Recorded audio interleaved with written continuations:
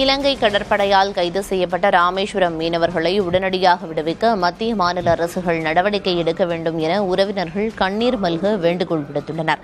தலைமன்னார் கடற்பரப்பில் மீன்பிடித்துக் கொண்டிருந்த போது கைது செய்யப்பட்ட இந்த மீனவர்கள் வவுனியா சிறையில் அடைக்கப்பட்டுள்ளனர். இதனால் தங்கள் வாழ்வாதாரமே நிலைகுலைந்து விட்டதாக கூறியுள்ள உறவினர்கள் அவர்களை உடனடியாக விடுவிக்க அரசு நடவடிக்கை எடுக்க வேண்டும் என்று கோரிக்கை விடுத்துள்ளனர்.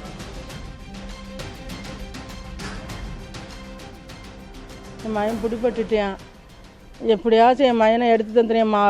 மருமக வரும் மாசமாக இருக்கா, எங்களுக்கு பார்க்க ஆள் இல்லை. பக்கத்து வீட்டுக்காரவளையும் பிடிபட்டுட்டாங்க.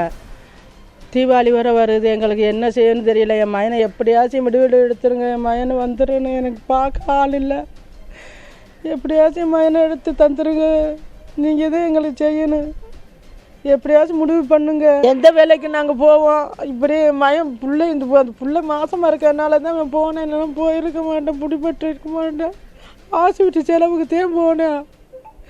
இல்லைன்னா என் மயம் போயிருக்க மாட்டேன். என் பிள்ளை இல்லைன்னா நாங்கள் இருக்க மாட்டோம். எங்களுக்கு உழைக்க ஆள் இல்லை, பார்க்க ஆள் இல்லை, உழைச்சி கொடுக்க ஆள் இல்லை, யாருமே இல்லை. நாங்கள் 2 பேரும் தான், எங்கள் மருமகளும் நாங்கள் தான் இருக்கோம். அன்னைக்கு வட்டிக்கு வாங்கி, வார வட்டிக்கு வாங்கி, மாத வட்டிக்கு வாங்கி சாப்பிட்றோம். இங்கே போனால் வச்சு 10-5 உழைச்சி சாப்பிட்டுக்கிட்டு என் மருமக வேற மாசமாக இருக்கா.